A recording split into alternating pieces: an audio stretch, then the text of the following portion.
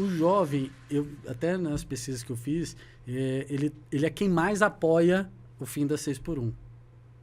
Ele tem 10% a mais, a 6x1 já tem um índice maior, mas a juventude é quem mais apoia. Não tem um campo da direita que fala que o jovem ele não quer CLT, que ele quer um outro tipo de trabalho? O que você acha que o jovem hoje dos seus relacionamentos e o que você também pensa sobre isso? Então, eu acho que tem várias falácias sobre esse tema e inventam várias coisas e a direita liberal fala muitas coisas. Fala que a privatização, por exemplo, é para o bem da população, mas existem pesquisas que falam que, por mais de toda a propaganda que eles fazem, a maioria da população brasileira é contra as privatizações. Que é bom pro bolso deles. Que é bom só pro bolso deles. Essa questão da CLT, de tudo mais, eu acho que existe essa propaganda enorme de que você vai fazer o seu próprio horário. Mas eu acho que cada vez mais, pelo menos, que de certa forma a gente vive em bolhas também, né? Isso é inegável da gente dizer, mas pelo menos nos espaços que eu convivo e das pessoas que eu dialogo, existe muito... Eu acho que esse sentimento de CLT é horrível, é um sentimento que está cada vez mais sendo superado, porque as pessoas já estão entrando nessa questão da uberização, da pejotização, disso e etc, e já estão quebrando a cara, porque estão falando assim, pô, mas eu olho para o meu amigo ali, que é CLT, e ele, se ele for demitido, ele vai ter seguro-desemprego, ele não vai ficar desalentado. Eu olho para o meu amigo que é CLT e ele tem algum mínimo direito trabalhista, mas ele tem que bater ponto em horário. Sim, mas eu que trabalho de Uber, por exemplo, se eu não bater ponto e não bater horário, trabalha pra sempre, eu sou obrigado a bater ponto e bater horário também no final das contas. O meu amigo que é CLT, ele tem direito de botar o atestado. E ele vai, se ele tiver algum problema de saúde, ele não vai ter impacto na sua renda, assim, necessariamente. E eu que sou Uber, que faço o meu próprio horário, se eu ficar doente uma semana, acabou o meu mês, porque eu dependo dessa uma semana para poder fazer. Então, acho que cada vez mais as pessoas estão... Eu acho que não tem muita forma, assim, né? As pessoas, elas aprendem na prática com a sua própria experiência. A gente pode falar muita coisa, eu acho que é o nosso papel falar, tentar convencer, dialogar. E eu acho que essa questão dos sindicatos é o nosso desafio também, inclusive, incentivar as pessoas a se sindicalizarem. Inclusive, eu acho que tem vários desafios propostos para esse próximo período, com novas categorias. Estava vendo aí um processo, acho que foi no ano passado ou retrasado, os trabalhadores de TI organizaram, acho que no ano passado ou retrasado, uma greve internacional. Porque o cara está aqui no Brasil, mas ele trabalha para uma empresa que é alemã. E aí ele trabalha aqui, aí tem outro que trabalha da França, tem outro que trabalha da Argentina, então é uma organização interna. Como é que faz isso? No ano passado, criaram um sindicato dos trabalhadores da Amazon. É um novo desafio. Como organizar essa nova forma da classe trabalhadora? Então, acho que são vários desafios. Eu acho que a juventude, cada vez mais, tem visto com a sua própria experiência que isso, eu acho que ainda tem uma grande parcela que ainda cai nesse conto, nessa falácia. Não sei qual é a visão da Carol, assim, mas eu acho que cada vez mais... Dentro dos jovens, você está falando mesmo. Eu acho que ainda tem uma galera grande, porque a gente fala das redes sociais como um espaço que a gente consegue ainda atuar, porque é um espaço importante, porque se a gente fosse falar antes das grandes mídias, a gente não tinha espaço zero, né? Então, espaço zero nos grandes meios de comunicação. Então, a gente tem algum espaço, mas nós ainda somos minoria. Então, somos muito minoria. Até porque é isso que a Carol falou, assim, as big techs que controlam. Então, um exemplo disso, eu faço parte do Jornal A Verdade. Nesse ano, o Jornal A Verdade teve a conta suspensa. Ficou 2 meses com a conta desativada. A justificativa do Instagram, da Meta, era que a gente feria como chama? A política deles. Porque a gente estava divulgando conteúdo relativo à questão da Palestina. Aí eles disseram que isso era divulgação de terrorismo.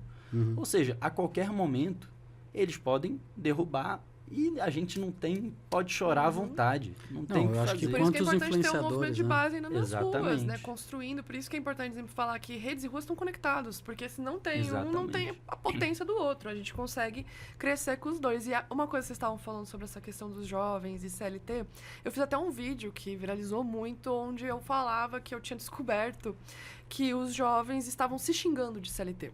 Tipo, tem isso. vocês já viram isso? Tipo, tem crianças de 8, 10 anos que talvez seja realmente por conta desse neoliberalismo dentro das escolas mesmo, desse pensamento das escolas de você ser educado para o mercado de trabalho, a sua vida vai ser o trabalho, você tem que pensar na sua profissão e não ser uma construção crítica, uma construção libertadora da educação. Essas crianças, por conta desse novo viés aí de empreendedorismo, de ser PJ, de ser autônomo, pela sua liberdade e tudo mais, eles estão começando a ver a CLT como um xingamento. Tipo, você é CLT, eu não vou ser CLT que nem você, porque olha só, esse daqui só vai virar CLT na Mas a vida. que você atribui esse movimento? Então, eu atribuí muito a esse viés neoliberal que está entrando cada vez mais nas escolas da pejotização. Desculpa, pejotização não. De você ser PJ, de você... A precarização. Empreendedorismo. Precarização mesmo, Mas exato. tem aula de empreendedorismo. As crianças nas escolas com Aprendendo novo ensino com médio os estão... potes. Mas eu acho que elas veem também. Eu acho que tem um eu acho que elemento. eu vejo a visão da liberdade, porque não sei se eles olham pros pais deles e veem, tipo, meu pai tá na 6x1, na CLT, não sei o quê, papapá, e não quer seguir essa linha e pensa, se eu for PJ, eu vou fazer meu próprio horário. Eu não vou trabalhar nessa 6x1, eu não vou, perder esse tempo que meus pais às vezes perderam comigo. Só que, pelo que você lê às vezes nos comentários ali dos vídeos, são muitos pais que falam, eu sou CLT e eu peguei meu filho xingando um amiguinho na escola de CLT. E daí eu tive que sentar pra ele e explicar o que era a CLT. O que é a consolidação das leis trabalhistas. Eu acho só que tem um elemento aí de, assim, é muito fácil hoje você olhar para a CLT e fazer os xingamentos que estão sendo feitos depois de um processo da reforma trabalhista, ou contra a reforma trabalhista, Perfeito. que você faz uma destruição dos trabalhos, a CLT precariza ao extremo, ela fica... o que gera ruim fica extremamente ruim, fica péssimo, e aí fala, tá vendo? É muito ruim. É claro, quando Vocês você destruíram os tudo que direitos. você piora, fica pior. É. Não tem uma mágica para você tratar aquilo como uma coisa boa.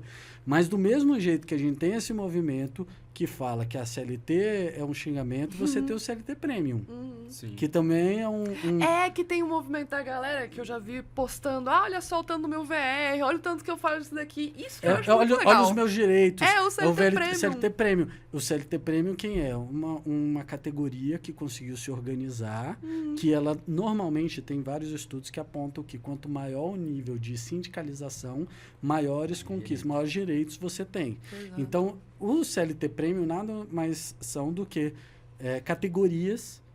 A gente está falando aqui de algumas categorias, né, dos comerciantes aí, mas tem algumas categorias, como você falou do TI, uma delas tem melhores, até tem a relação do mercado, mas principalmente os servidores públicos, de uma maneira geral, eles conseguem se organizar de uma maneira que o sindicalismo se mantém muito forte, as conquistas são cada vez maiores, né? E as reduções também cada vez menores. E aí você passa a ter esse CLT Premium. Mas reajusta o salário mínimo, porque assim, na pejotização a gente não tem salário mínimo, a gente tem nem salário. Estava falando aqui no episódio passado que você pode chegar... prestado, né? Não, você pode chegar ao extremo de o seu salário ser como são duas empresas, pode ser por prestação de serviço. Então, você ganha, por exemplo, você trabalha para mim e recebe um auxílio, assistência jurídica do meu escritório. Você não ganha nem trabalho. Só pela troca. Só pela né? permuta.